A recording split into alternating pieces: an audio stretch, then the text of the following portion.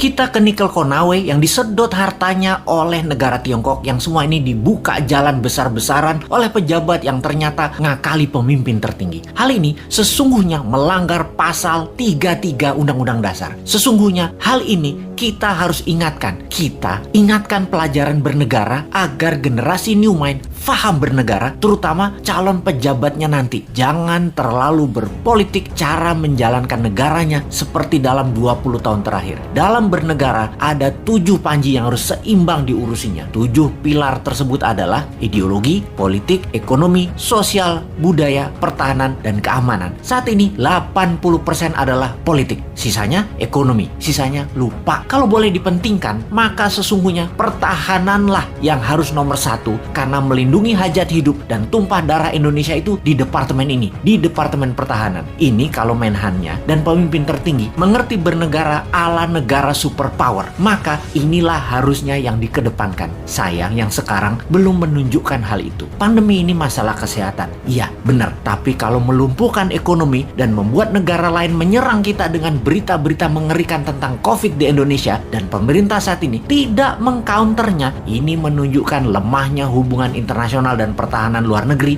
Indonesia. Tidak ada counter propaganda di luar negerinya. Berita Indonesia demikian parahnya di luar negeri. Seakan pandemi di Indonesia itu paling parah, lebih parah dari India yang memapar hampir 30% manusia di India. Sementara di Indonesia itu hanya 10%-nya India, tapi citranya di luar negeri lebih parah. Itu saja contoh bagaimana bernegara Indonesia itu jago kandang, dan ini berbahaya. Itu nanti oleh New Mind tidak boleh terjadi lagi. Represif menekan itu jangan ke rakyat, tapi negara lain yang merugikan kita itu yang ditekan. Kembali ke negara berdaulat dan pejabatnya faham bernegara, maka setiap langkah harus menguntungkan masyarakat adalah wajib, serta melindungi tumpah darah Indonesia itu adalah wajib. Lalu kita semua tahu apa yang namanya nation interest. Setiap negara punya tujuan bernegaranya. Demikian juga negara besar seperti Tiongkok. Negara ini mau menantang Amerika sebagai New World Order, sebagai sheriffnya dunia. Di kampanyenya mereka selalu manis, tidak mau perang tapi maunya dagang. Dan ternyata dagangnya selalu menguntungkan Tiongkok lebih banyak dan mengambil bahan baku negara lain. Tetapi propagandanya manis, Tiongkok mau bantu, Tiongkok bantu. Sungguh, kalau negara mau menjadi negara superpower, maka negara tersebut harus ada yang didominasi. Makanya Tiongkok yang telah mendominasi perdagangan dunia, mendominasi distribusi dunia, mendominasi perang murah, mau mendominasi energi yang namanya baterai.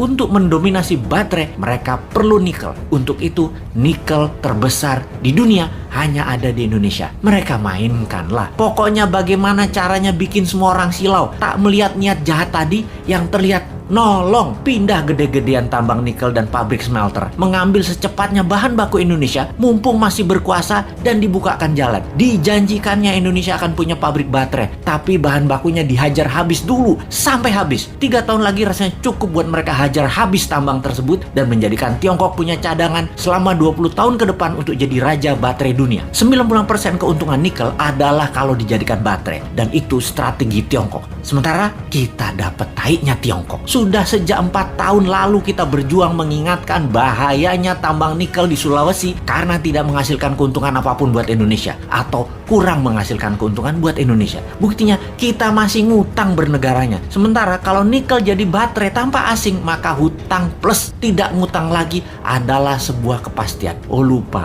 doktrin di kepala para pejabat Indonesia saat ini kan, Indonesia tidak mampu berdiri sendiri tanpa asing. Wahai pejabat, realistiklah. Kalau nikel tambangnya membuat kita kaya, saat ini kita nggak ngutang lagi sekarang. Tetapi mengapa masih ngutang?